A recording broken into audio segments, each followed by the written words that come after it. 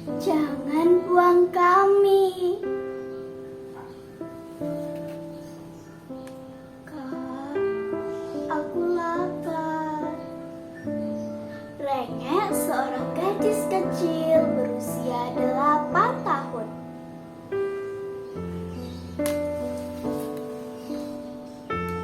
Denis juga, Kak. Tambah seorang anak laki-laki berusia 5 tahun yang sedang terbaring lemah di depan kedua kakaknya. Vio pun tak mampu menjawab permintaan kedua adiknya. Ia juga sebenarnya merasa lapar, tapi ia tahu bahwa di rumah tidak ada secuil pun makanan. Vio hanya bisa membayangkan roti berjamur yang mereka makan 3 hari yang lalu. Sabar sebentar ya, bujuk Vio. Mata kedua adiknya berkaca-kaca. Air mata mereka jatuh dalam diam. Tidak ada sedikit pun tenaga, bahkan untuk mengeluarkan senggukan.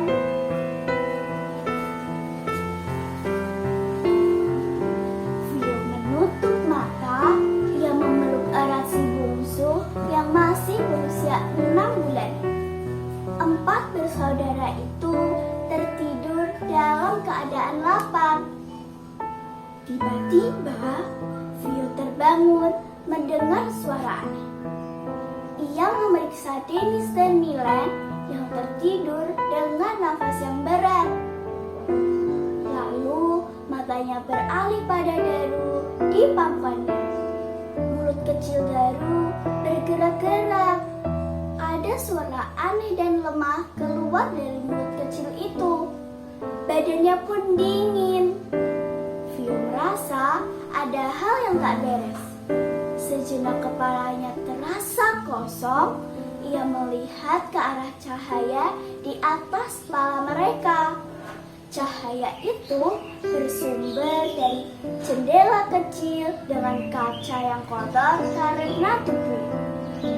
Aku harus keluar dari sini, batin Vio. Ia segera membangunkan Milen dan memintanya untuk berpindah tempat. Daru juga ia serahkan pada Milen. Dengan sisa-sisa tenaganya, ia menarik tubuh Denis ke seberang.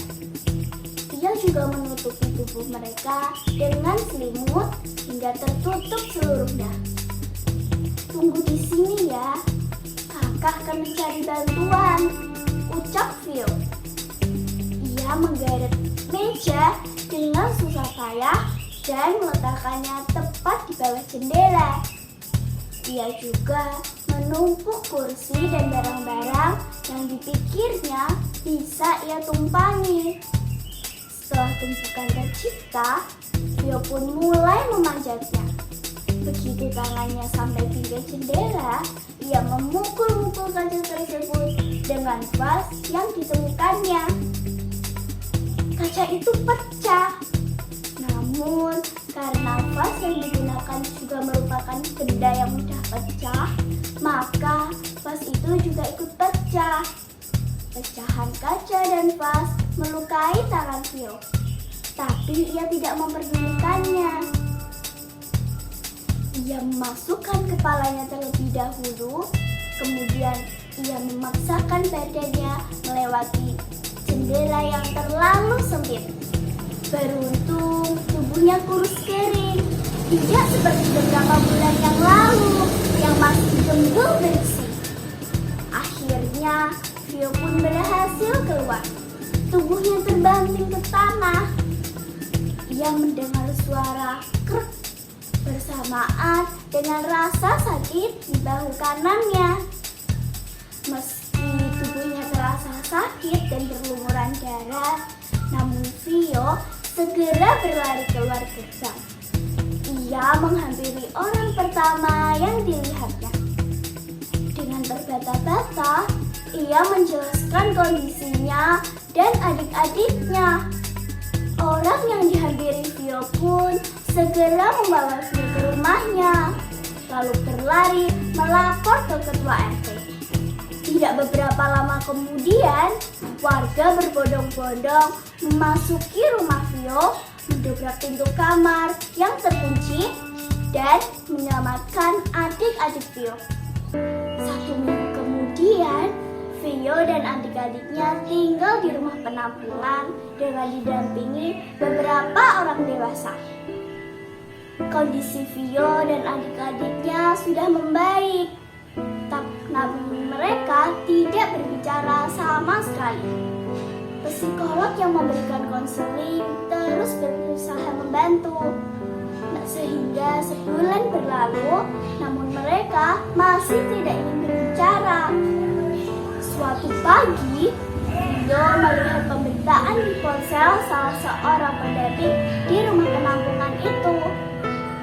Ia melihat nama kedua orang tuanya yang tertangkap karena penggunaan narkoba dan penelantaran.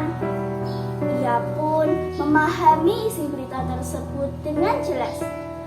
Begitu psikolog datang untuk memberikan konseling, Vio membuka mulutnya dan berkata, satu-satu hal yang ia katakan adalah, apakah kami akan dibuang? Psikolog itu pun terkejut mendengar pertanyaan dari Vio. Ia langsung memeluknya sambil berkata, tidak nak, kalian tidak akan dibuang. Kalian akan dirawat dan disayangi. Tangis Vio pun akhirnya pecah karena mendengar pernyataan dari psikolog tersebut. Terima kasih.